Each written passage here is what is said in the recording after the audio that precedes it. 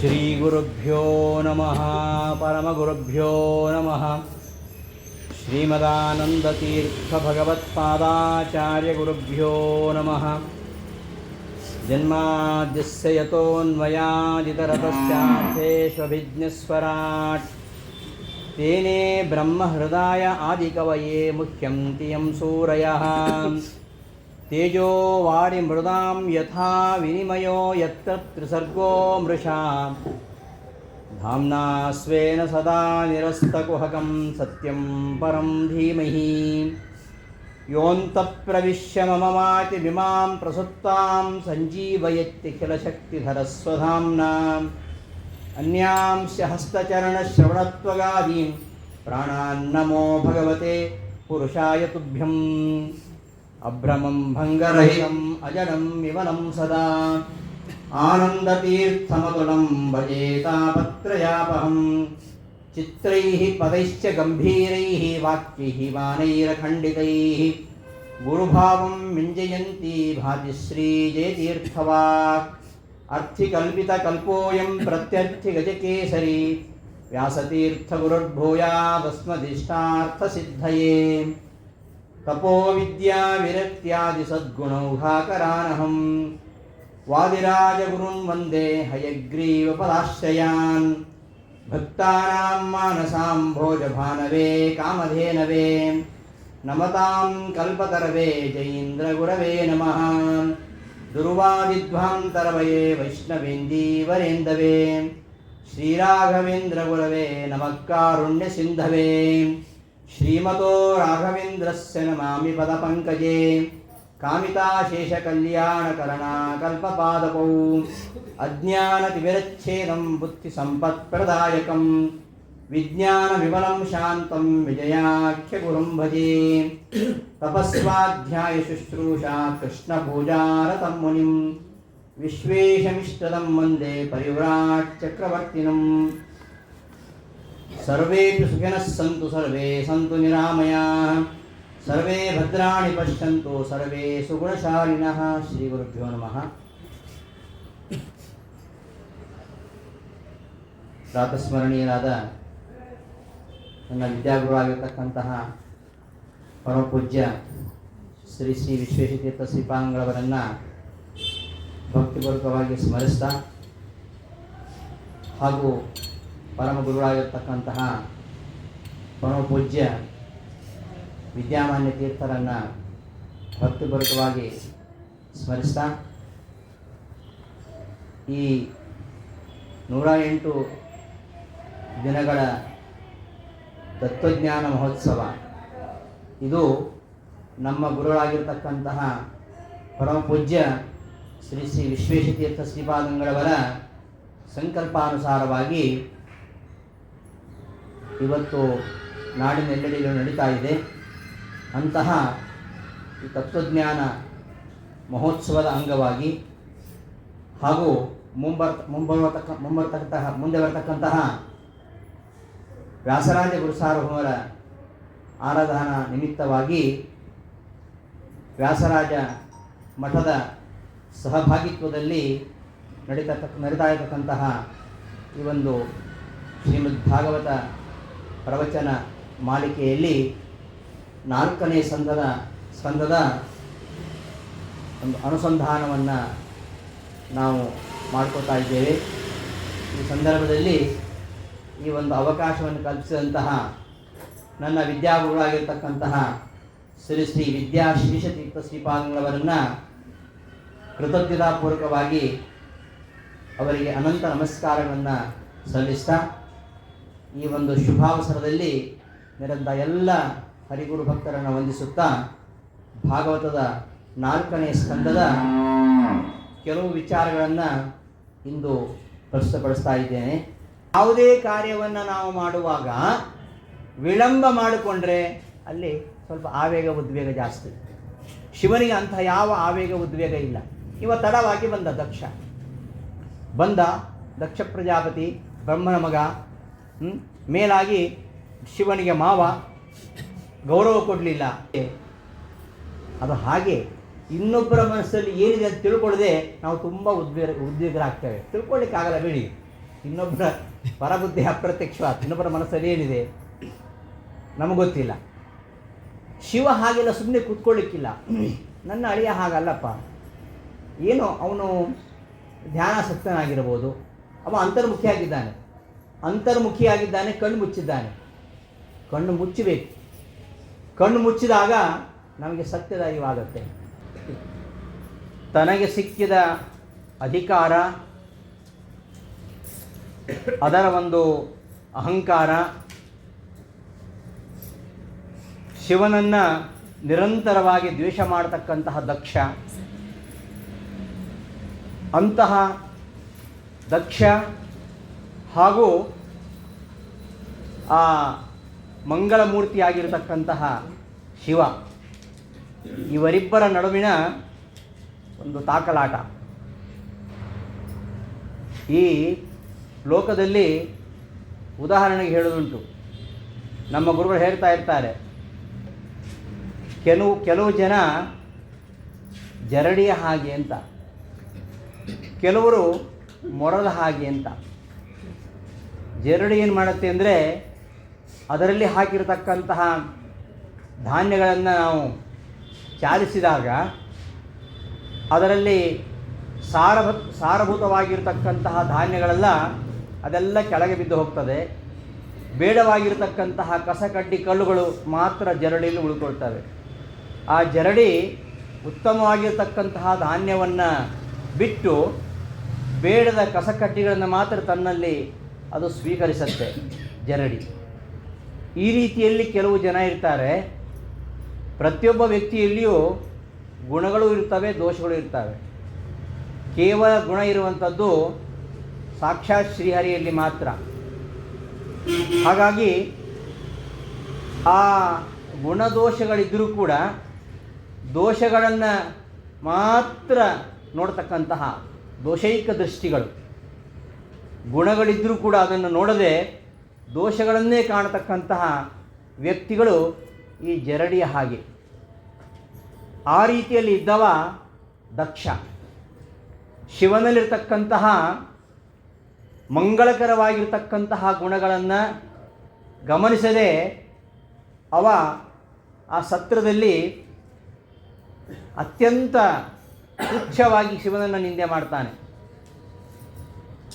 ಇನ್ನು ಕೆಲವರಿದ್ದಾರೆ, ದೋಷಗಳಿದ್ದರೂ ಕೂಡ ಗುಣಗಳನ್ನೇ ನೋಡ್ತಕ್ಕಂಥವರು. ತುಂಬ ಗುಣಗಳಿದ್ದರೆ 1-2 ದೋಷ ಕಾಣೋದಿಲ್ಲ ಅಂತ. ಏಕೋ ಹಿ ದೋಷೋ ಗುಣಸನ್ನಿಪಾತೆ ನಿಮಜ್ಜತೀವ ಅಂತ ಕುಮಾರ ಸಂಭವದಲ್ಲಿ ಕಾಳಿದಾಸ ಹೇಳ್ತಾನೆ. ತುಂಬ ಗುಣಗಳಿದ್ದಾಗ 1 ದೋಷ ಕಂಡರೂ ಕೂಡ ಪರವಾಗಿಲ್ಲ, ಗುಣಗಳೇ ಹೆಚ್ಚು ಕಾಣ್ತದೆ. ಚಂದ್ರನಲ್ಲಿ ಒಂದು ಕಳಂಕ ಇದೆ ಎಂಬ ಕಾರಣಕ್ಕೆ ಯಾರೂ ಚಂದ್ರನನ್ನು ನಿರಾಕರಿಸುವುದಿಲ್ಲ. ಆ ಒಂದು ಕಳಂಕವೆಂಬ ದೋಷ ಇದ್ದರೂ ಕೂಡ ಅವನಲ್ಲಿ ಅನೇಕ ಗುಣಗಳಿರುವುದರಿಂದ ಆ ಒಂದು ಚಂದ್ರನನ್ನು ಮತ್ತೆ ಮತ್ತೆ ಕಾಣಬೇಕು ಅಂತ ಬಯಸ್ತಾರೆ. ಹಾಗೆ ಅನೇಕ ಗುಣಗಳಿದ್ದಾಗ ದೋಷಗಳನ್ನು ನೋಡಲಿಕ್ಕೆ ಹೋಗುವುದಿಲ್ಲ. ಅವರು ಹೇಗೆ ಅಂದರೆ ಮೊರದ ಹಾಗೆ ಅಂತ. ಮೊರದಲ್ಲಿ ಧಾನ್ಯವನ್ನು ಹಾಕಿ ಕೇರಿದಾಗ ಒಳ್ಳೆಯ ಧಾನ್ಯ ಮೊರದಲ್ಲಿ ಉಳ್ಕೊಳ್ಳುತ್ತೆ. ಅದರತಕ್ಕಂತಹ ಹೊಟ್ಟು ಕಸಕಡ್ಡಿಗಳು ಅದೆಲ್ಲ ಹಾರಿ ದೂರ ಹೋಗ್ತವೆ. ಆ ಮೊರ ಧಾನ್ಯದಲ್ಲಿರ್ತಕ್ಕಂತಹ ಬೇಡವಾದ ವಸ್ತುವನ್ನು ಹಾರಿಸಿ ಸಾರಭೂತವಾಗಿರತಕ್ಕಂಥ ವಸ್ತುನ ತನ್ನಲ್ಲಿ ಇಟ್ಕೊಳ್ತದೆ. ಹಾಗೆ ಸಜ್ಜನರು ಇತರರಲ್ಲಿ ದೋಷಗಳಿದ್ದರೂ ಕೂಡ ಗುಣಗಳನ್ನು ಮಾತ್ರ ಇರ್ತಕ್ಕಂಥವರು. ಅಂತಹ ಸಜ್ಜನರಲ್ಲಿ ಇರತಕ್ಕಂಥವರು ರುದ್ರದೇವರು. ಅಂತಹ ರುದ್ರದೇವರಲ್ಲಿ ಅನೇಕ ಗುಣಗಳಿದ್ದರೂ ಕೂಡ ಆ ಗುಣಗಳನ್ನು ಕಾಣದೆ ಬರೀ ದೋಷಗಳನ್ನು ಮಾತ್ರ ಎತ್ತಿ ನಿಂದನೆ ಮಾಡಿದ ದಕ್ಷ. ಹಾಗಾಗಿ ದಕ್ಷನಿಂದ ಅವಮಾನಿತನಾಗಿ ಶಿವ ಹೋದವ ಈ ಯಾಗಕ್ಕೆ ಬರಲಿಲ್ಲ. ಶಿವ ಬರಲಿಲ್ಲ ಎಂಬ ಕಾರಣಕ್ಕೆ ಬ್ರಹ್ಮನೂ ಬರಲಿಲ್ಲ, ವಿಷ್ಣು ಬರಲಿಲ್ಲ. ಎಲ್ಲಿ ತನ್ನ ಭಕ್ತನಿಗೆ ಜಾಗ ಇಲ್ಲವೋ ಅಲ್ಲಿ ಪರಮಾತ್ಮ ಬರುವುದಿಲ್ಲ. ಯಾರು ಭಗವದ್ ಭಕ್ತರನ್ನ ದ್ವೇಷ ಮಾಡ್ತಾರೋ ಅವರು ಪರಮಾತ್ಮನಿಗೆ ಪ್ರಿಯರಾಗೋದಿಲ್ಲ. ಹಾಗಾಗಿ ಈ ದಕ್ಷ ತನ್ನ ಭಕ್ತನಾಗಿರತಕ್ಕಂತಹ ಪರಮ ವೈಷ್ಣವಾಗ್ರಣಿಯಾಗಿರತಕ್ಕಂತಹ ಶಿವನನ್ನು ಅವಮಾನಿಸಿದ ಕಾರಣ, ಶಿವನಿಗೆ ಆಹ್ವಾನವನ್ನೇ ಕೊಟ್ಟಿಲ್ಲದ ಕಾರಣ, ಶಿವ ಬಂದಿಲ್ಲ ಎಂಬ ಕಾರಣಕ್ಕೆ ಪರಮಾತ್ಮ ಈ ಒಂದು ಯಾಗಕ್ಕೆ ಬರಲಿಲ್ಲ. ಬ್ರಹ್ಮನೂ ಬರಲಿಲ್ಲ. ಬ್ರಹ್ಮ, ರುದ್ರ, ವಿಷ್ಣು ಮೂವರು ಕೂಡ ಈ ಯಾಗದಲ್ಲಿಲ್ಲ. ರುದ್ರನಿಗೆ ಇಷ್ಟ ಇದ್ದರೂ ಕೂಡ ಸತೀದೇವಿ ಬಂದಳು. ತನಗೇನೋ ಒಂದು ತವರು ಮನೆ ಮರ್ಯಾದೆ ಸಿಗತ್ತೆ ಅಂತ ಭಾವಿಸಿದ್ಳು. ಆದರೆ ಬಂದಾಗ ಯಾರೂ ಅವಳನ್ನು ಆದರಿಸಲಿಲ್ಲ, ತಂದೆಯೂ ಆದರಿಸಲಿಲ್ಲ. ಏನೋ ಅವಳ ತಾಯಿ, ಚಿಕ್ಕಮ್ಮ, ದೊಡ್ಡಮ್ಮ ಎಲ್ಲರೂ ಕೂಡ ಸವಿ ಮಾತನ್ನಾಡಿದರು. ಆದರೆ ಯಾರೂ ಕೂಡ ಅವಳನ್ನು ಬಹಳ ಆತ್ಮೀಯವಾಗಿ ಕಾಣಲಿಲ್ಲ. ದಕ್ಷ ಅವನಿಗೆ ತುಂಬ ದುರಹಂಕಾರ, ಪ್ರಜಾಪತಿಗಳಿಗೆ ಒಡೆಯ ಬೇರೆ ಆಗಿದ್ದಾನೆ, ಶಿವನನ್ನು ದ್ವೇಷ ಮಾಡ್ತಾ ಬಂದಿದ್ದಾನೆ. ಅಂತಹ ದಕ್ಷ ಶಿವನನ್ನು ನಿಂದನೆ ಮಾಡ್ತಾನೆ, ಅವನಿಗೆ ಹವಿರ್ಭಾಗ ನೀಡಬಾರದು ಅಂತ ಹೇಳ್ತಾನೆ. ಆಗ ಆ ಜಗದೀಶ್ವರಿಯಾಗಿರತಕ್ಕಂತಹ ಸತೀದೇವಿ ಜಗತ್ತನ್ನೇ ಸುಡ್ತಾಳೋ ಎನ್ನುವಂತೆ ಕೋಪಗೊಳ್ತಾಳೆ. ಅದನ್ನು ನೋಡಿ ಶಿವನ ಗಣ ಎದ್ದು ನಿಂತ್ಕೊಳ್ಳುತ್ತೆ, ದಕ್ಷನನ್ನು ಆಗಲೇ ಸಂಹಾರ ಮಾಡಿಬಿಡಬೇಕು ಅಂತ. ಸತಿಯನ್ನು ತಡಿತಾಳೆ, ಹೇಳ್ತಾಳೆ ಅವಳು, ನ ಯಸ್ಯ ಲೋಕೇ ಅಸ್ತಿ ಅತಿಶಾಯನ ಪ್ರಿಯ ತಥಾ ಅಪ್ರಿಯೋ ದೇಹಭೃತಾಂ ಪ್ರಿಯಾತ್ಮನಃ ತಸ್ಮಿನ್ ಸಮಸ್ತ ಆತ್ಮನಿ ಮುಕ್ತ ವೈರಕ್ಕೆ ಋತೇ ಭವಂತಂ ಕಥಮ ಪ್ರತೀಪಕಃ. ಶಿವನ ಯೋಗ್ಯತೆ ನಿನಗೇನು ಗೊತ್ತು? ಈ ಲೋಕದಲ್ಲಿ ಎಲ್ಲರೂ ಕೂಡ ಶಿವನನ್ನು ಇಷ್ಟಪಡ್ತಾರೆ, ಎಲ್ಲರಿಗೂ ಆ ಶಿವ ಪ್ರೀತಿಪಾತ್ರನಾಗಿದ್ದಾನೆ. ಅಂತಹ ಶಿವ ಯಾರಲ್ಲಿಯೂ ವೈರ ಮಾಡದಂತಹ ಅಪ್ರಿಯೋ ದೇಹಭೃತಾಂ ಪ್ರಿಯಾತ್ಮನಃ, ಪ್ರಿಯ ಲೋಕದಲ್ಲಿ ಎಲ್ಲರಿಗೂ ಪ್ರಿಯನಾಗಿದ್ದಾನೆ.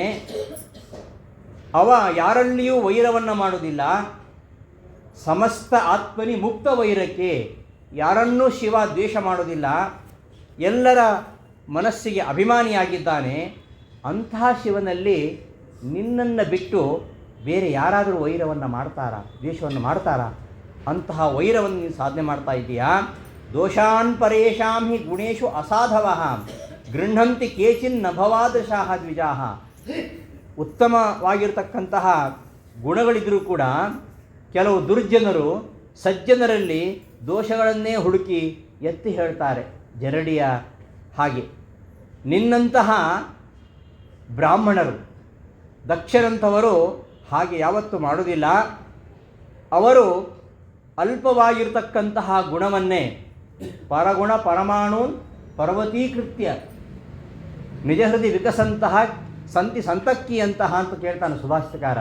ಒಂದು ಸಣ್ಣ ಗುಣ ಅದನ್ನೇ ದೊಡ್ಡದಾಗಿ ಮಾಡಿ ಹೇಳ್ತಕ್ಕಂತಹ ಮಹಾತ್ಮರಿದ್ದಾರೆ.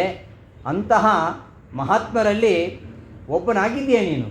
ಹಾಗಿದ್ದು ನೀನು ಗುಣಶಾಲಿಯಾಗಿರತಕ್ಕಂತಹ ಶಿವನಲ್ಲಿ ದೋಷವನ್ನು ಕಾಣ್ತಾ ಇದ್ದೀಯ ಅಂದರೆ ನಿಜವಾಗಿ ನೀನು ಸಜ್ಜನನ ಅಂತ ನೇರವಾಗಿ ಸತಿ ತಂದೆ ಮೇಲೆ ಆಕ್ರಮಣ ಮಾಡ್ತಾಳೆ. ಈ ಮಹಾತ್ಮರನ್ನು ನಿಂದಿಸ್ತಾರೆ ಯಾರು? ಈ ಜಡದೇಹವನ್ನೇ ಆತ್ಮ ಅಂತ ಭಾವಿಸಿದವರು, ಚಾರ್ವಾಕರಂಥವರು.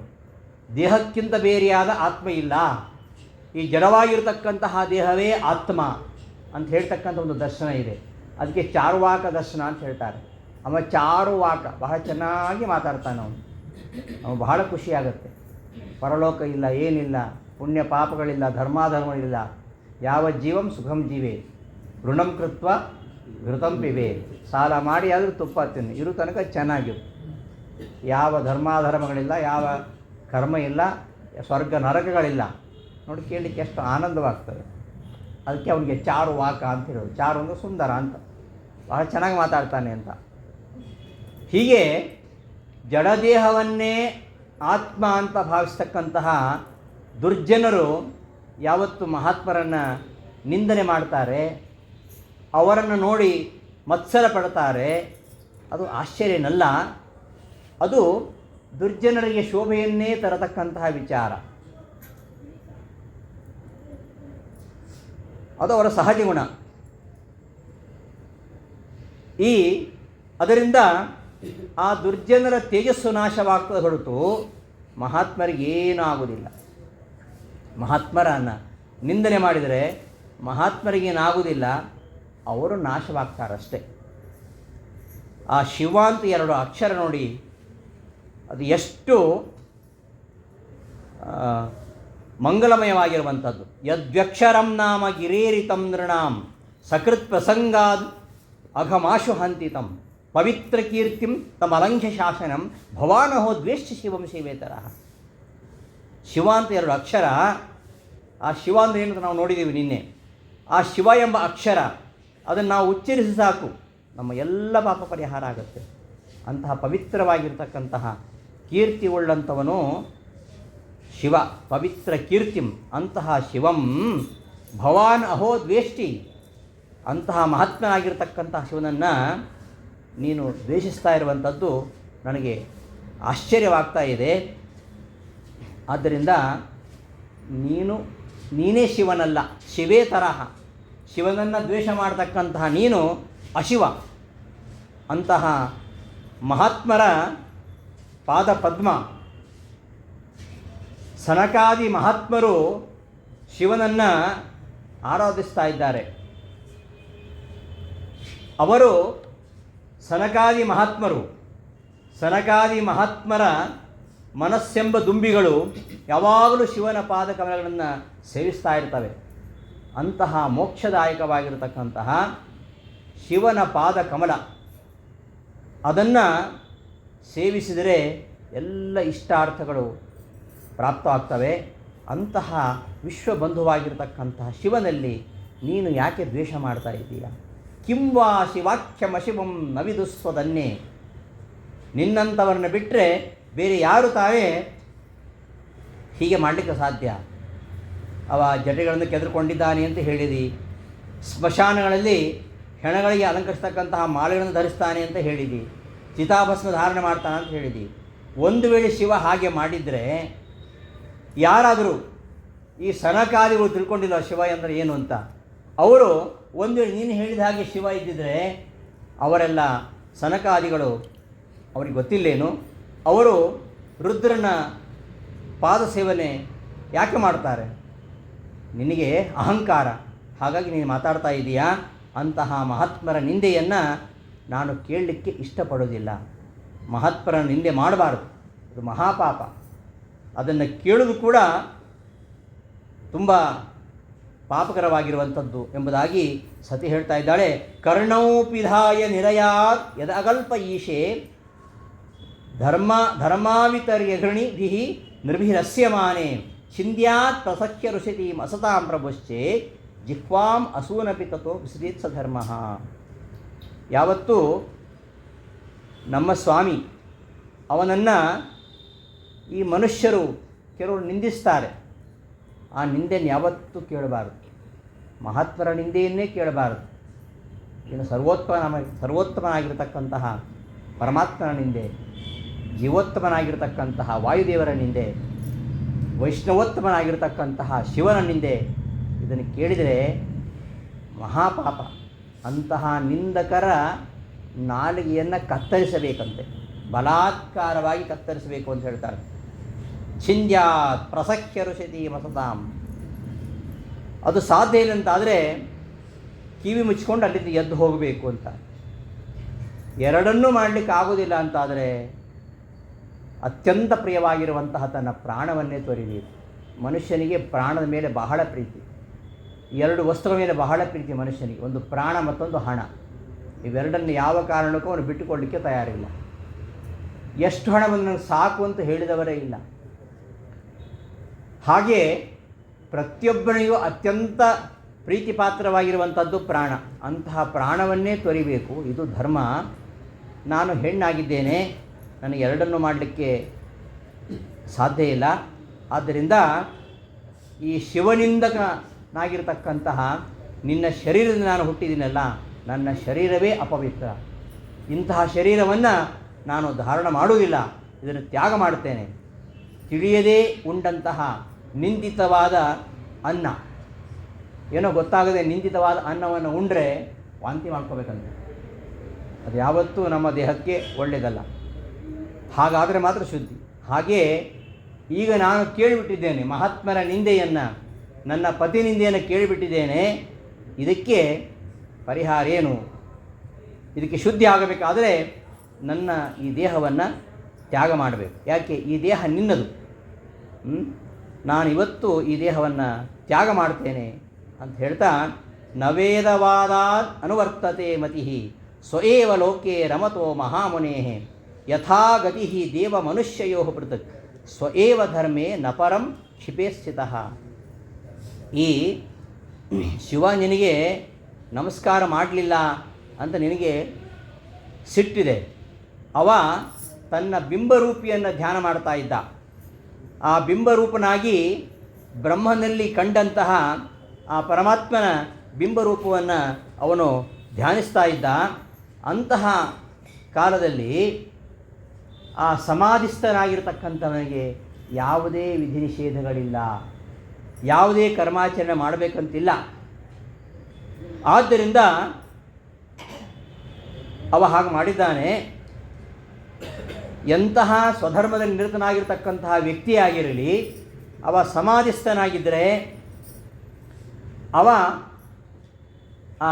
ತಾನು ಮಾಡಬೇಕಾಗಿರ್ತಕ್ಕಂತಹ ಕರ್ತವ್ಯವನ್ನು ಮಾಡದೇ ಇದ್ದಾಗ ಅದನ್ನು ಯಾವತ್ತೂ ಇನ್ನೊಬ್ಬ ವ್ಯಕ್ತಿ ಆಕ್ಷೇಪ ಮಾಡಬಾರ್ದು. ಅದನ್ನು ನೀನು ಅರಿಯದೇ ನೀನು ಆಕ್ಷೇಪಿಸ್ತಾ ಇದ್ದೀಯಾ. ಆದ್ದರಿಂದ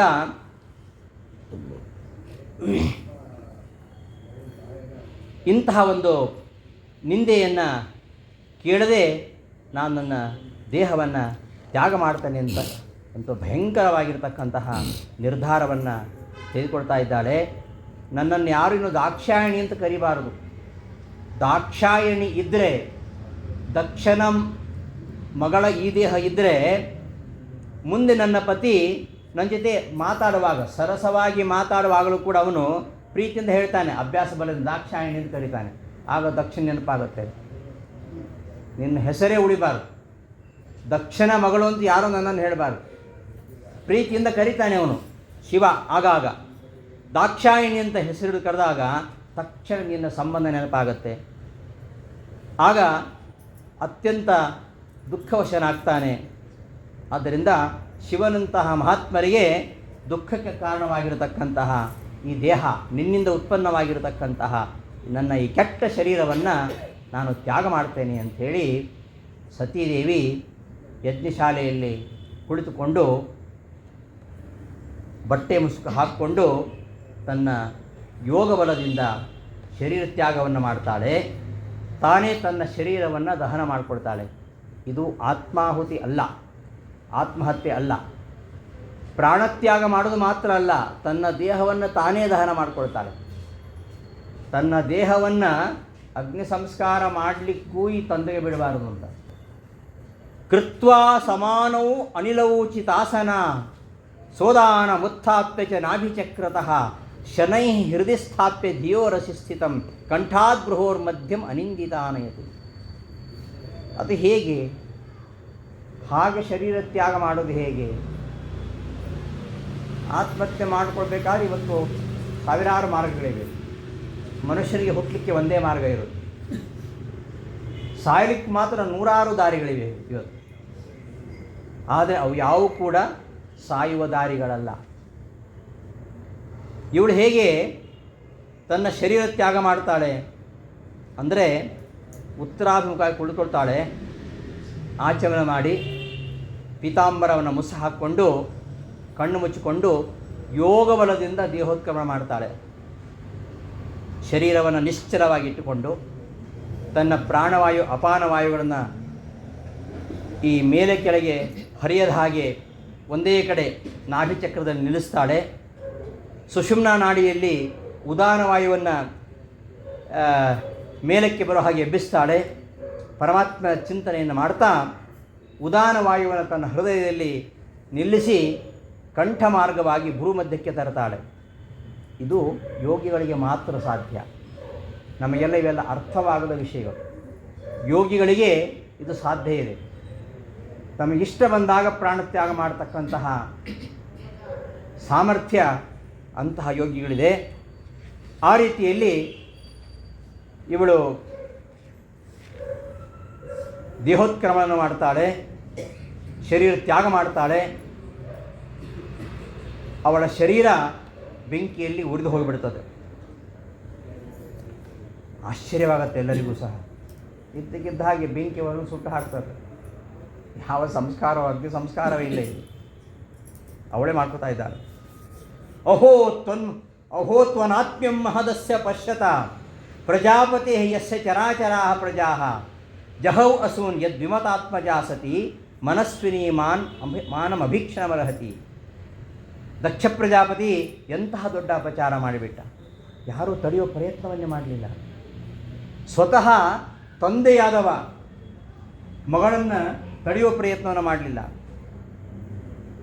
ಬರೀ ಸತಿ ಮಾತ್ರ, ಎಲ್ಲರೂ ಮಕ್ಕಳೇ ಅವನಿಗೆ, ದಕ್ಷನಿಗೆ. ಹಾಗಿರುವಾಗ ತನ್ನ ಅತ್ಯಂತ ಪ್ರೀತಿ ಪಾತ್ರಳಾಗಿರ್ತಕ್ಕಂತಹ ಮಗಳು, ಶುದ್ಧ ಮನಸ್ಸಿನವಳು, ಅಂಥವಳಲ್ಲಿ ಎಂತಹ ಅನಾದರ ತೋರಿದ, ಎಂತಹ ಅನಾಹುತ ಆಗೋಯಿತು, ಪ್ರಾಣವನ್ನೇ ತ್ಯಾಗ ಮಾಡಿದ್ದಲ್ಲ ಎಂಬುದಾಗಿ ಎಲ್ಲರೂ ಗೋಳಾಡ್ತಾರೆ.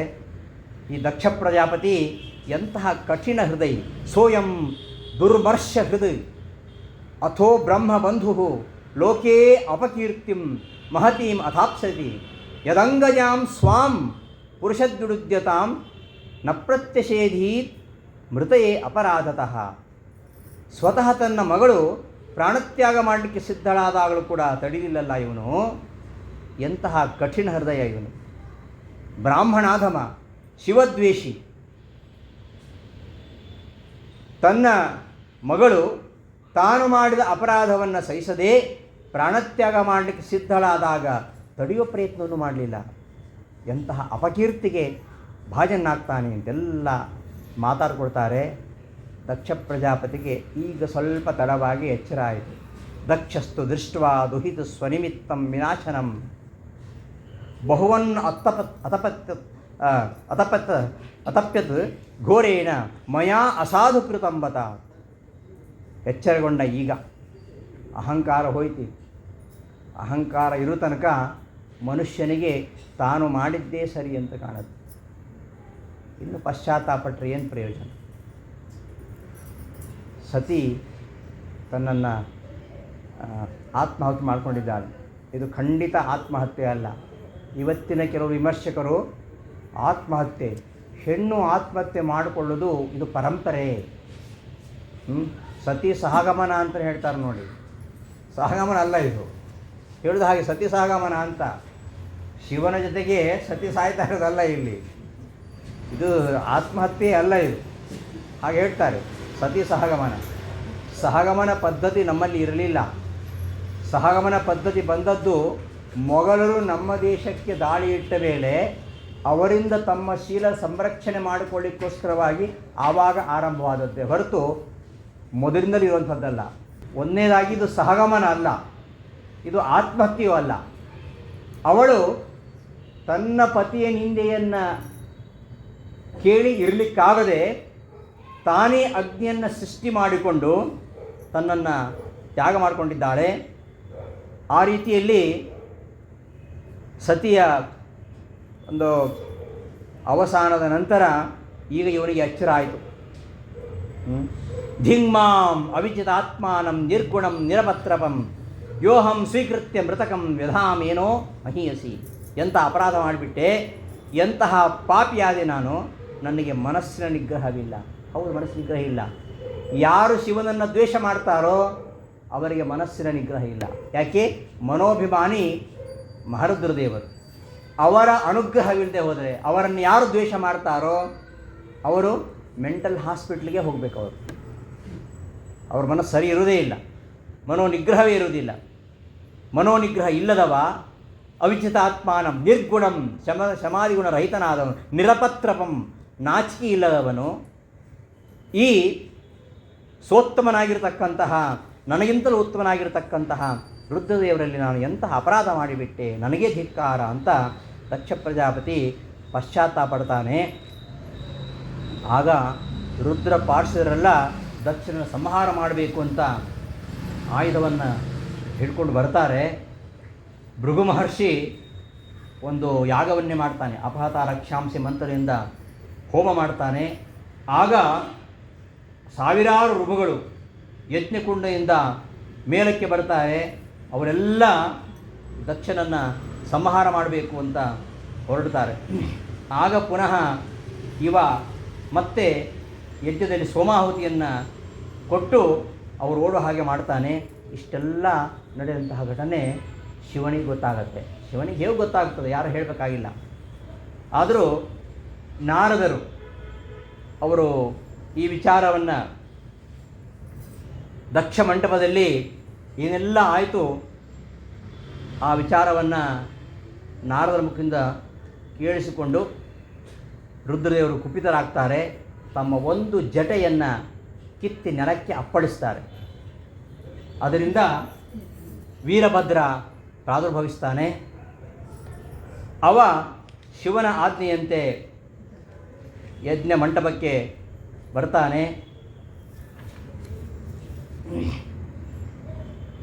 ಅವನ ಹಿಂದೆ ಅನೇಕ ಅವರ ಪರಿವಾರ ಎಲ್ಲರೂ ಸೇರಿಕೊಂಡು ಇಡೀ ಆ ಯಜ್ಞ ಮಂಟಪವನ್ನು ಧ್ವಂಸ ಮಾಡಿಬಿಡ್ತಾರೆ. ದಕ್ಷ ಯಜ್ಞವನ್ನೇ ಭಂಗಗೊಳಿಸ್ತಾರೆ. ಇನ್ನೊಂದು ವಿಚಾರ, ದಕ್ಷ ಯಜ್ಞ ದಾಕ್ಷಾಯಿಣಿಯಿಂದ ನಿಂತೋಯ್ತು. ಅವಳು ಅಗ್ನಿಕುಂಡದಲ್ಲಿ ಹಾರಿದ್ಲು ಅಂತ ಹಾಗೊಂದು ಕಥೆ ಇದೆ.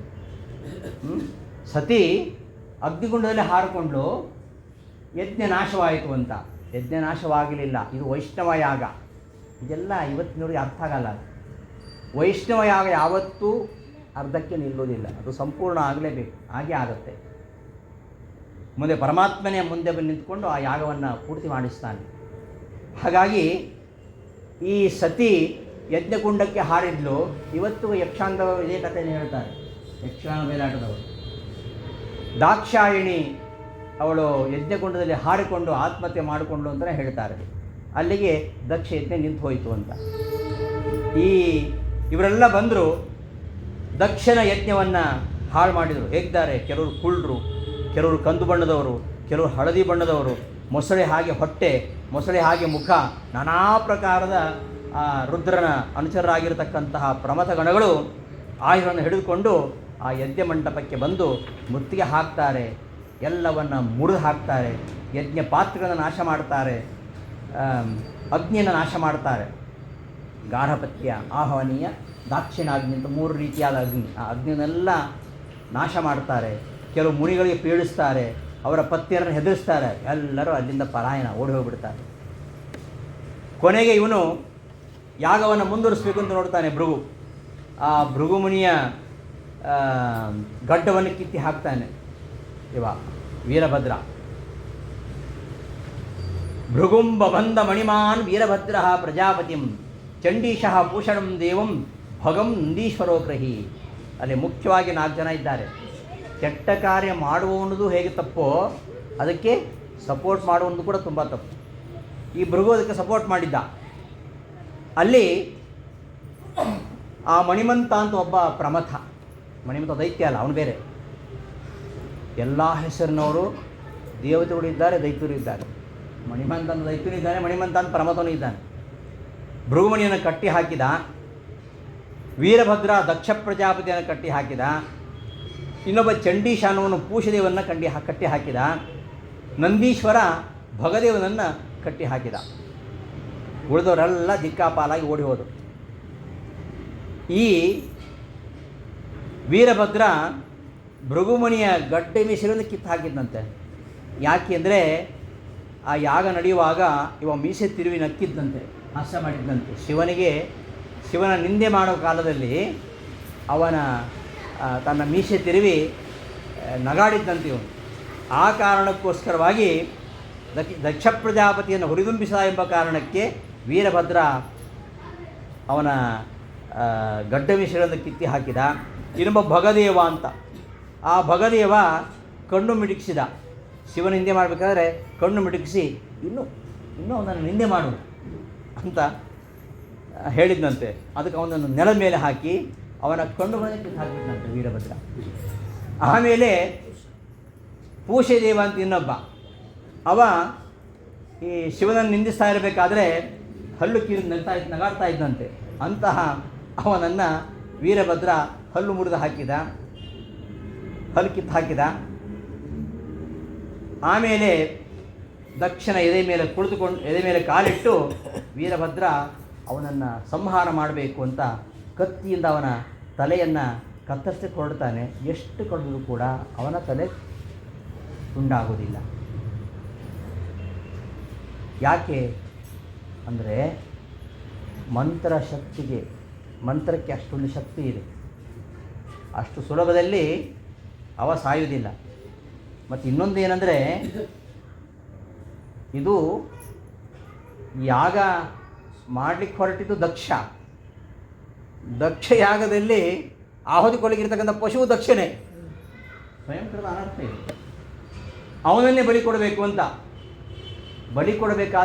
ಪಶುವನ್ನು ಬಲಿ ಕೊಡಬೇಕಾದ್ರೆ ಜೀವಂತವಾಗಿ ಕೊಡಬಾರ್ದು ಅಂತಿರು, ಸಾಯಿಸಬೇಕು. ಸಾಯಿಸುವಾಗ ಶಸ್ತ್ರದಿಂದ ತಲೆ ಕತ್ತರಿಸಬಾರದು, ಎಲ್ಲಿಯೂ ಗಾಯ ಆಗದ ಹಾಗೆ ಅದನ್ನು ನಾಶ ಮಾಡಬೇಕಂತ ಇರೋದು. ಹಾಗಾಗಿ ವೀರಭದ್ರ ಶಿರಚ್ಛೇದ ಮಾಡಲಿಕ್ಕೆ ಹೋಗ್ತಾನೆ, ಆದರೆ ಶಿರಚ್ಛೇದ ಮಾಡಲಿಕ್ಕೆ ಆಗೋದಿಲ್ಲ. ಆಶ್ಚರ್ಯ ಆಯಿತು.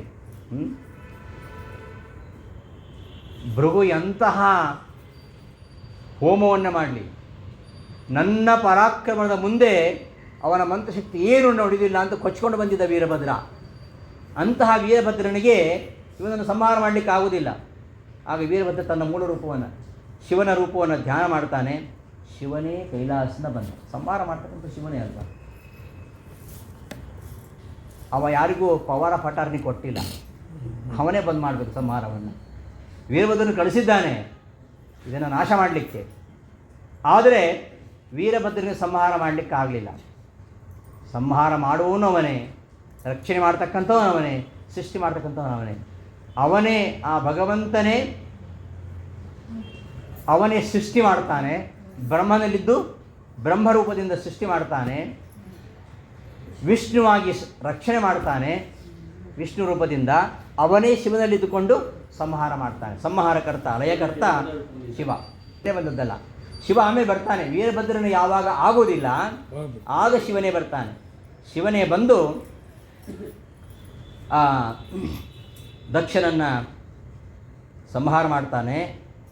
ಅವನ ತಲೆಯನ್ನು ಕತ್ತರಿಸೋದಿಲ್ಲ, ಉಸಿರುಗಟ್ಟಿ ಸಾಯಿಸೋದು. ಉಸಿರುಗಟ್ಟಿ ಸಾಯಿಸಿ ಆಮೇಲೆ ಕತ್ತರಿಸೋದು. ಜೀವಂತ ಇದ್ದಾಗ ಕತ್ತರಿಸಕ್ಕೆ ಆಗೋದಿಲ್ಲ. ಯಾಕಂದರೆ ದಕ್ಷ ಸಾಮಾನ್ಯ ಅಲ್ಲ. ಅವನು ಈಗೇನೋ ಒಂದು ತಪ್ಪು ಮಾಡಿದ್ದಾನೆ, ಆದರೆ ಅವನನ್ನು ಸಂಹಾರ ಮಾಡೋಷ್ಟು ಸುಲಭ ಇಲ್ಲ. ಹಾಗೆ ಅವನನ್ನು ಉಸಿರುಗಟ್ಟಿ ಸಾಯಿಸಿ ಆಮೇಲೆ ಅವನ ತಲೆಯನ್ನು ಕತ್ತರಿಸ್ತಾರೆ. ಶಿವನೇ ಕತ್ತರಿಸ್ತಾನೆ. ಹೀಗೆ ದಕ್ಷನ ವಧೆಯಾದಾಗ ಎಲ್ಲ ಶಿವನ ಗಣ ಭಲೆ ಭಲೆ ಅಂತ ಸ್ತೋತ್ರ ಮಾಡ್ತವೆ.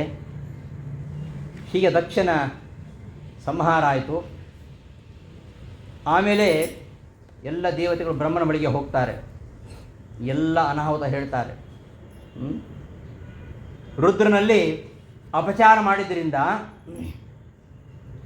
ದಕ್ಷನ ಸಂಹಾರವಾಯಿತು. ಈಗ ಯಜ್ಞ ಏನು ಮಾಡಬೇಕು? ಯಜ್ಞವನ್ನು ನಿಲ್ಲಿಸುವ ಹಾಗಿಲ್ಲ. ಎಲ್ಲ ದೇವತೆಗಳು ಬ್ರಹ್ಮನ ಬಳಿಗೆ ಹೋದರು. ಅಥ ದೇವಗಣ ಸರ್ವೇ ರುದ್ರಾನೀಕೈ ಪರಾಜಿತಾ ಶೂಲಪಟ್ಟಿಶನಿ ಸ್ತ್ರಿಂಶ ಗದಾ ಪರಿಹ ಮುದ್ಗರೈ ಸಂಚಿನ್ನ ಭಿನ್ನ ಸರ್ವಾಂಗಾ ಸರ್ತಿಪ್ಸಾಭ್ಯಾಂ ಭಯಾಕುಲಾ ಸ್ವಯಂಭುವೇ ನಮಸ್ಕೃತ್ಯ ಕಾಷ್ಣೇನ ಏತದ್ ಅವೇದಯನ್. ಎಲ್ಲ ದೇವತೆಗಳು ಋತ್ವಿಜರು ಈ ಬ್ರಹ್ಮನ ಬಳಿಗೆ ಹೋಗಿ ಈ ವಿಚಾರವನ್ನು ತಿಳಿಸಿದಾಗ ಬ್ರಹ್ಮದೇವರು ಶಿವನ ಬಳಿಗೆ ಹೋಗ್ತಾರೆ. ಕೈಲಾಸದಲ್ಲಿ ಕೂತ್ಕೊಂಡಿದ್ದಾನೆ ಶಿವ. ಕೈಲಾಸಕ್ಕೆ ಹೋಗ್ತಾರೆ. ಹೋಗಿ ಎಲ್ಲ ವಿಚಾರಗಳನ್ನು ತಿಳಿಸ್ತಾರೆ. ಆ ಕೈಲಾಸ ಪರ್ವತವನ್ನು ಬಹಳ ದೀರ್ಘವಾಗಿ ವರ್ಣನೆ ಮಾಡಿದ್ದಾರೆ ಭಾಗವತದಲ್ಲಿ. ಕೈಲಾಸಕ್ಕೆ ಹೋಗಿ ಸ್ವತಃ ಬ್ರಹ್ಮ ಶಿವನಿಗೆ ಸಾಂತ್ವನ ಮಾಡ್ತಾನೆ. ಜಾನೇ ತ್ವಾಂ ಈಶ ವಿಶ್ವಸ್ಯ ಜಗತೋ ಯೋನಿ ಬೀಜಯೋ ಶಕ್ತೇ ಶಿವಸ್ಯ ಚ ಪರಂ ಯತ್ತದ್ ಬ್ರಹ್ಮ ನಿರಂತರಂ. ಬ್ರಹ್ಮ ಶಿವನನ್ನು ಸ್ತೋತ್ರ ಮಾಡ್ತಾ ಇದ್ದಾನೆ. ಸ್ವಲ್ಪ ಗೊಂದಲ ನಮಗೆ. ಹಾಗಾದರೆ ಬ್ರಹ್ಮ ದೊಡ್ಡವನು, ಶಿವ ದೊಡ್ಡವನು, ಅಥವಾ ಮೂವರು ಒಂದೇನೋ? ತುಂಬ ಗೊಂದಲ ನಮಗೆ ಕಾಣ್ತದೆ ಭಾಗವತದಲ್ಲಿ, ಮಹಾಭಾರತದಲ್ಲಿ. ಆ ಎಲ್ಲ ಗೊಂದಲಗಳಿಗೆ ಪರಿಹಾರ ನೀಡ್ತಕ್ಕಂಥವರು ಶ್ರೀಮದಾಚಾರ್ಯರು. ಇಲ್ಲಿ ಬ್ರಹ್ಮ ಶಿವನನ್ನು ಸ್ತೋತ್ರ ಮಾಡ್ತಾ ಇರೋದಲ್ಲ, ಶಿವನಿಗಿಂತಲೂ ಬ್ರಹ್ಮನೇ ಉತ್ತಮ.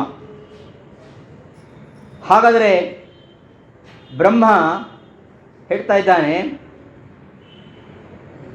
ಜಾನೇ ತ್ವಾಮೀಶ ವಿಶ್ವಸ್ಯ ಜಗತಃ ಯೋನಿ ಬೀಜಯೋ. ಸರ್ವ ಜಗತ್ತಿಗೆ ಮಾತಾಪಿತೃಗಳಾಗಿರತಕ್ಕಂತಹ ಉಮಾಶಿವರಿಗಿಂತಲೂ ಉತ್ತಮ ನೀನು ಅಂತ ಶಿವನಿಗೆ ಹೇಳ್ತಾ ಇರೋದು. ಶಿವನಿಗಿಂತ ಶಿವ ಉತ್ತಮ ಅಂದರೆ ಏನು? ಶಿವನು ಹೋಗಿರ್ತಕ್ಕಂತಹ ವಿಷ್ಣುವನ್ನೇ ಅವನು ಸ್ತೋತ್ರ ಮಾಡ್ತಾ ಇದ್ದಾನೆ ಅಂತ ಅರ್ಥ. ಶಿವನಿಗಿಂತ ಶಿವ ಉತ್ತಮ ಅಂತ ಹೇಳಲಿಕ್ಕೆ ಆಗುವುದಿಲ್ಲ. ಈ ಜಗತ್ತಿಗೆ ಮಾತಾಪಿತರಾಗಿರ್ತಕ್ಕಂತಹ ಉಮಾಶಿವರಿಗಿಂತಲೂ ಉತ್ತಮನಾಗಿರ್ತಕ್ಕಂಥವನೇ ವಿಶ್ವಸ್ಯ ಜಗತಃ ಯೋನಿ ಬೀಜಯೋ ಈಶ ಅಂತಹ ಶಿವಾಂತರ್ಯಾಮಿಯಾಗಿರ್ತಕ್ಕಂತಹ ಶ್ರೀಹರಿಯೇ, ಶಿವನೊಳಗೆ ನಾನು ನಿನ್ನನ್ನು ಪ್ರತ್ಯಕ್ಷವಾಗಿ ಕಾಣ್ತಾ ಇದ್ದೀನಿ ಅಂತ ಶಿವನ ಅಂತರ್ಯಾಮಿಯಾಗಿರ್ತಕ್ಕಂತಹ ಭಗವಂತನನ್ನು ಬ್ರಹ್ಮದೇವರು ಸ್ತೋತ್ರ ಮಾಡ್ತಾ ಇದ್ದಾರೆ. ನೀನು ಎಲ್ಲವೂ ನೀನೇ ಆಗಿದ್ದೀಯಾ, ನೀನೇ ಎಲ್ಲವೂ ಆಗಿ ತ್ವಮೇವ ಭಗವನ್ ಏತತ್, ಎಲ್ಲವೂ ನೀನೇ ಆಗಿದ್ದೀಯಾ, ಈ ಜಗತ್ತೇ ನೀನು ಅಂತ ಹೇಳುವ ಹಾಗೆ ಕಾಣುತ್ತೆ. ಜಗತ್ತು ಬೇರೆ ಅಲ್ಲ, ನೀನು ಬೇರೆ ಅಲ್ಲ ಅಂತ. ಬ್ರಹ್ಮ ಬೇರೆ ಅಲ್ಲ, ಜಗತ್ತು ಬೇರೆ ಅಲ್ಲ. ಬ್ರಹ್ಮನಲ್ಲಿ ಜಗತ್ತು ಅಧ್ಯಸ್ಥ, ಆರೋಪಿತ. ಬ್ರಹ್ಮನ ಜ್ಞಾನ ಬರೋ ತನಕ ಈ ಪ್ರಪಂಚ ಕಾಣುತ್ತೆ, ಬ್ರಹ್ಮಜ್ಞಾನ ಬಂದ ಮೇಲೆ ಪ್ರಪಂಚ ಮಾಯವಾಗುತ್ತೆ ಅಂತ ಹೇಳ್ತಕ್ಕಂತಹ ಈ ವಿವರ್ತವಾದ ಇದೆಯಲ್ಲ, ಅದ್ವೈತದ ವಿವರ್ತವಾದ, ಹಗ್ಗದಲ್ಲಿ ಹಾವು ಕಂಡ ಹಾಗೆ, ಹಾವು ಅಲ್ಲ ಅಂತ ಇದು ಹಗ್ಗ ಅಂತ ಜ್ಞಾನ ಬಂದ ಮೇಲೆ ಓ ಇದು ಹಾವಲ್ಲ ಅಂತ ನಮಗೆ ಜ್ಞಾನ ಬರುವ ಹಾಗೆ, ಈ ಜಗತ್ತು ಎಲ್ಲಿವರೆಗೆ ಕಾಣುತ್ತೆ ಅಂದರೆ ಬ್ರಹ್ಮನ ಜ್ಞಾನ ಬರುವವರೆಗೆ ಈ ಜಗತ್ತು ಕಾಣುತ್ತೆ. ಆದ್ದರಿಂದ ಜಗತ್ತೆಂಬುದು ಇಲ್ಲ ಅಂತ ಹೇಳೋದಕ್ಕೆ ಪೂರಕವಾಗಿ ಈ ಮಾತು ಅನಿಸುತ್ತೆ. ತ್ವಮೇವ ಭಗವನ್ನೇತದ್, ನೀನೇ ಎಲ್ಲ ಆಗಿದ್ದೀಯಾ. ಆದರೆ ನೀನೇ ಎಲ್ಲ ಆಗಿದ್ದೀಯ ಅಂದರೆ ಎಲ್ಲವೂ ನಿನ್ನ ಅಧೀನ ಅಂತ. ನಿನ್ನ ಅಧೀನ, ನಿನ್ನ ಅಧೀನದಲ್ಲಿರ್ತಕ್ಕಂತಹ ಶಿವಪಾರ್ವತಿಯರ ಮೂಲಕವಾಗಿ ಈ ಪ್ರಪಂಚವನ್ನು ನೀನು ನಿರ್ಮಾಣ ಮಾಡ್ತೀಯ, ರಕ್ಷಣೆ ಮಾಡ್ತೀಯ, ಸಂಹಾರ ಮಾಡ್ತೀಯ. ಹೇಗೆ? ಜೇಡದ ಬಲೆಯ ಹಾಗೆ, ಜೇಡದ ಹುಳುವಿನ ಹಾಗೆ ನೀನು ನಿರ್ಮಾಣ ಮಾಡ್ತೀಯ ಅಂತೆಲ್ಲ ಸ್ತೋತ್ರವನ್ನು ಮಾಡ್ತಾ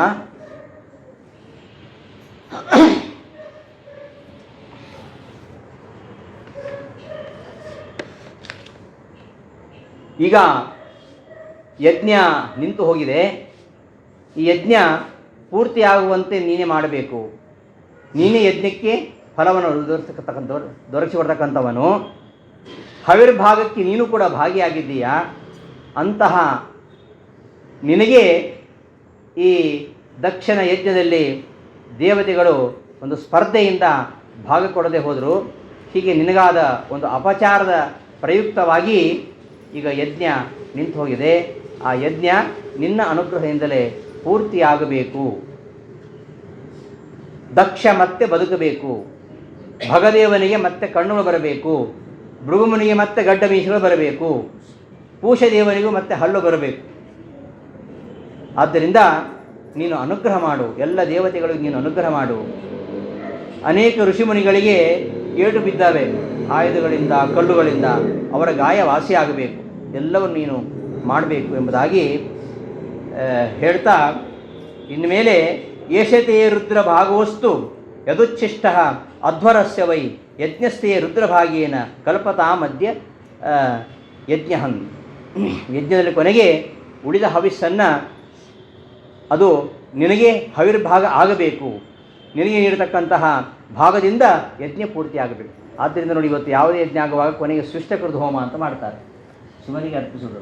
ಕೊನೆಗೆ ಎಲ್ಲ ದೇವತೆಗಳಿಗೂ ಹವಿಸ್ಸನ್ನು ಅರ್ಪಿಸಲಿಕ್ಕಿದೆ, ಶಿವನಿಗೂ ಅರ್ಪಿಸಲಿಕ್ಕೆ ಇರುತ್ತದೆ.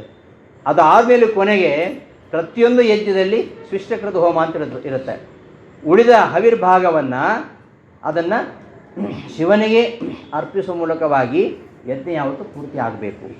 ಆ ರೀತಿಯಲ್ಲಿ ಕೇಳ್ಕೊಂಡ ಮೇಲೆ ಶಿವ ಶಾಂತನಾದ. ದಕ್ಷ ಮೊದಲಾದವರು ಮಾಡಿದಂತಹ ತಪ್ಪುಗಳಿಗೆ ಶಿಕ್ಷೆ ಕೊಟ್ಟದ್ದಾಯಿತು. ಇನ್ನು ನಾನು ಆ ಬಗ್ಗೆ ಚಿಂತೆ ಮಾಡೋದಿಲ್ಲ. ದಕ್ಷ ಬದುಕಲಿ. ಅವನಿಗೆ ಅಲ್ಲೇನಾಗಿದೆ ಅಂದರೆ, ದಕ್ಷನ ಸಂಹಾರ ಮಾಡಿದ ಮೇಲೆ ತಲೆಯನ್ನು ಕತ್ತರಿಸಿ ಅದನ್ನು ಸುಟ್ಟಾಗಿದೆ. ಮತ್ತೆ ದಕ್ಷ ಬದುಕಬಾರದು, ಆ ಮುಖದಂತೂ ಇರಬಾರ್ದು. ಅದಕ್ಕೋಸ್ಕರವಾಗಿ ಆ ದಕ್ಷನಿಗೆ ಹೋತನದಲ್ಲಿ ಉಂಟಾಗಲಿ ಅಂತ ಶಾಪ ಕೊಟ್ಟಿದ್ನಲ್ಲ ಹಿಂದೆ, ನಂದಿ ಶಾಪ ಕೊಟ್ಟಿದ್ದ. ನಂದಿಯ ಶಾಪ ಸುಳ್ಳಾಗಬಾರದು, ತನ್ನ ಭಕ್ತ ನಂದಿ ಕೊಟ್ಟ ಶಾಪ ಸುಳ್ಳಾಗಬಾರದು. ಹಾಗಾಗಿ ಆ ಮಾತು ಸತ್ಯ ಆಗಬೇಕು, ಅವನು ಬದುಕಬೇಕು. ಹಾಗಾಗಿ ಅವನಿಗೆ ಮತ್ತೆ ಸರ್ಜರಿ ಆಯಿತು. ಈಗೆಲ್ಲ ಪ್ಲಾಸ್ಟಿಕ್ ಸರ್ಜರಿ ಮಾಡ್ತಾರೆ ನೋಡಿ, ಹಾಗೆ ಸರ್ಜರಿ ಆಗಿ ಆ ಆಡಿನ ಮುಖವನ್ನು ಇಟ್ಟಿದ್ದಾರೆ. ಮತ್ತೆ ಬದುಕಿದ. ಮಲಗಿ ಎದ್ದವರ ಹಾಗೆ ಶಿವನನ್ನು ನೋಡ್ತಾನೆ. ಶಿವನ ಮೇಲಿನ ದ್ವೇಷ ಭಾವನೆ ಎಲ್ಲ ಪೂರ್ತಿ ಮರೆಯಾಗಿದೆ.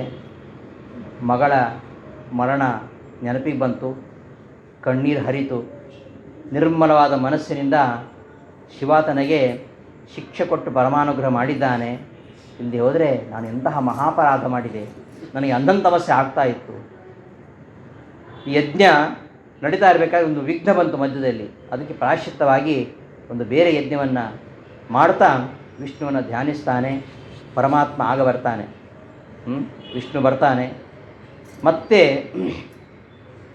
ಆ ದಕ್ಷನ ಯಾಗ ಪೂರ್ಣವಾಗುವಂತೆ ಬೇಡ್ತಾರೆ. ದಕ್ಷ ಆ ಪ್ರಾಯಶ್ಚಿತ್ತ ಯಜ್ಞವನ್ನು ಪೂರ್ತಿಗೊಳಿಸ್ತಾನೆ. ಪರಮಾತ್ಮ ಸಂತುಷ್ಟನಾಗ್ತಾನೆ. ಅಷ್ಟಾದ ಮೇಲೆ ಮುಂದೆ ಶಿವ ಅಲ್ಲಿಂದ ತೆರಳಿ ಕೈಲಾಸದಲ್ಲಿ ತಪಸ್ಸು ಕೂತ್ಕೊಳ್ತಾನೆ. ಘೋರವಾಗಿರತಕ್ಕಂತಹ ತಪಸ್ಸು. ದಾಕ್ಷಾಯಿಣಿ ತನ್ನ ದೇಹವನ್ನು ನಾಶ ಮಾಡಿಕೊಂಡು ಮುಂದೆ ಹಿಮವಂತ ಹಾಗೂ ಮೇನೆಯ ಮಗಳಾಗಿ ಉಮೆಯಾಗಿ ಹುಟ್ಟುತ್ತಾಳೆ. ಪಾರ್ವತಿ ಅವಳ ಹೆಸರಲ್ಲದು, ಪರ್ವತನ ಮಗಳಾದ್ದರಿಂದ ಪಾರ್ವತಿ. ಪಾರ್ವತಿಯ ವಿವಾಹವಾಗುತ್ತೆ. ಆ ಎಲ್ಲ ವಿಚಾರ ಸಂಕ್ಷೇಪವಾಗಿ ಅಲ್ಲಿ ಬರುತ್ತೆ. ಹೀಗೆ ದಕ್ಷಯಜ್ಞ ಪ್ರಸಂಗವನ್ನು ವೇದವ್ಯಾಸರು ನಿರೂಪಿಸ್ತಾ ಮುಂದೆ ಮತ್ತೊಂದು ಉಪಾಖ್ಯಾನವನ್ನು ನಮ್ಮ ಮುಂದೆ ಇಡ್ತಾರೆ. ಚರಿತ್ರೆಯನ್ನು ಮುಂದಿನ ಸಂಚಿಕೆಯಲ್ಲಿ ನೋಡೋಣ ಅಂತ ಹೇಳ್ತಾ ಈ ದಿನದ ಉಪನ್ಯಾಸವನ್ನು ಸಮಾಪ್ತಿಗೊಳಿಸ್ತಾ ಇದ್ದೇನೆ. ಶ್ರೀಕೃಷ್ಣ ಅರ್ಪಣಮಸ್ತು. ಧನ್ಯವಾದಗಳು.